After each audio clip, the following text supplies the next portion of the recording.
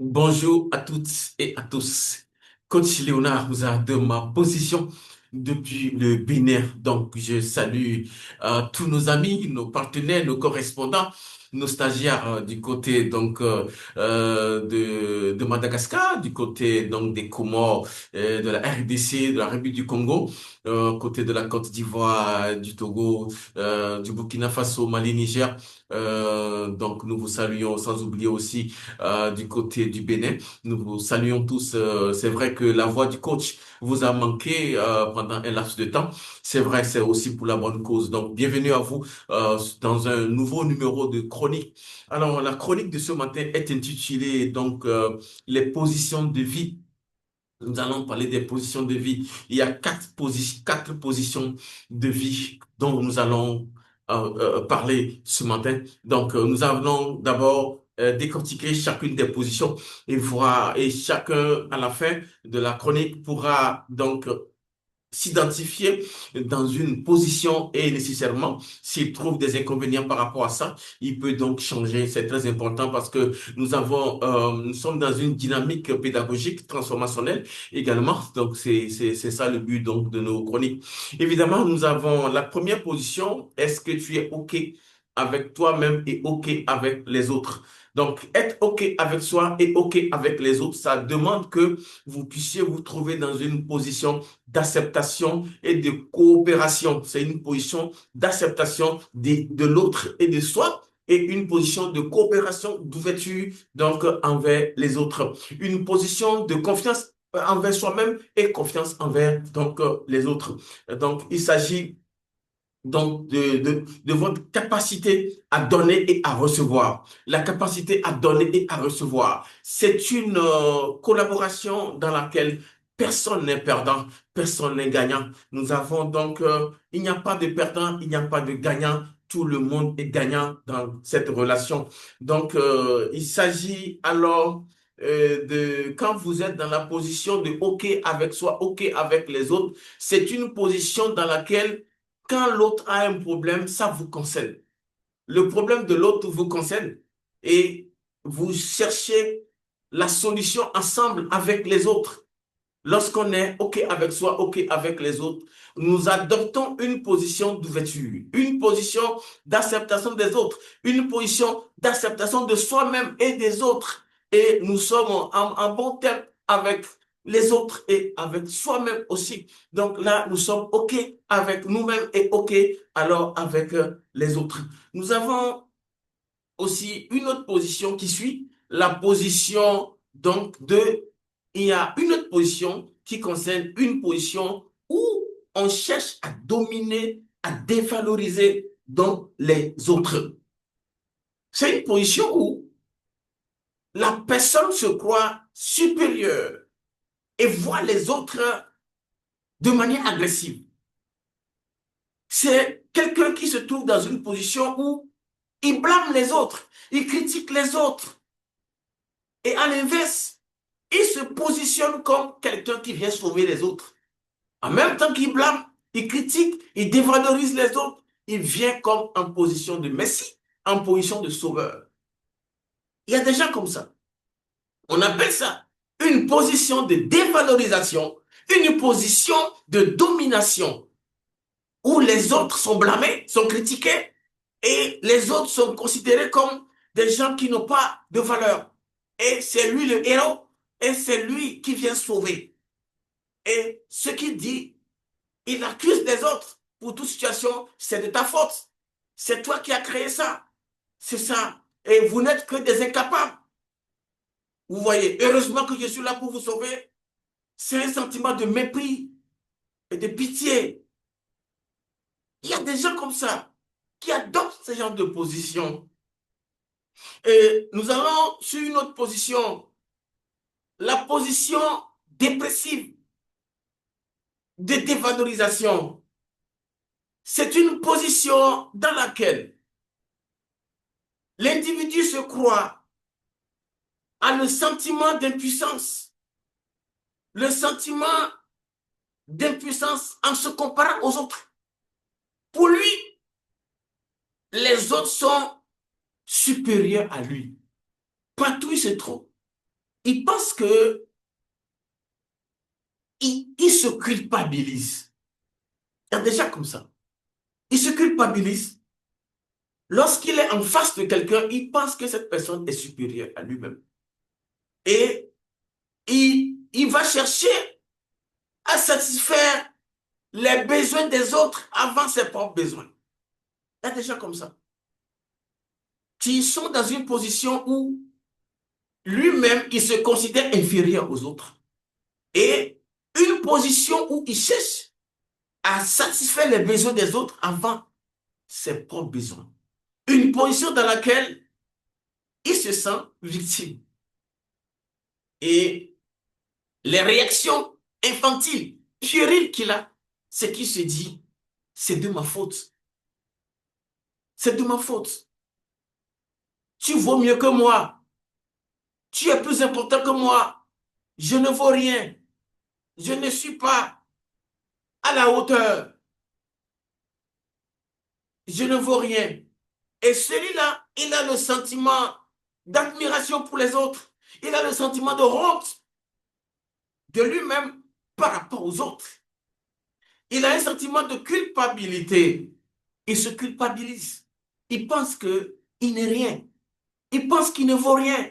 Il pense que c'est les autres qui sont plus importants que lui. Donc, il y a ces gens-là. Nous avons une quatrième position qui est une position de frustration. Une position où la personne a perdu confiance en la vie, a perdu confiance en la vie et ne voit aucun espoir devant lui. C'est une attitude caractéristique d'une personne qui est incapable de faire face au monde réel. C'est des gens qui se replient sur eux-mêmes, qui se dépriment, qui se recroquevillent sur eux-mêmes et qui s'accusent. C'est des gens qui se disent, oui, nous ne valons rien, il n'y a plus rien à faire. La seule solution est le suicide, est d'abandonner la vie. Donc, c'est des gens qui se trouvent dans une position de frustration, une position dans laquelle il a perdu toute confiance à la vie. Il a perdu tout espoir. Il pense qu'il n'y a plus rien pour lui.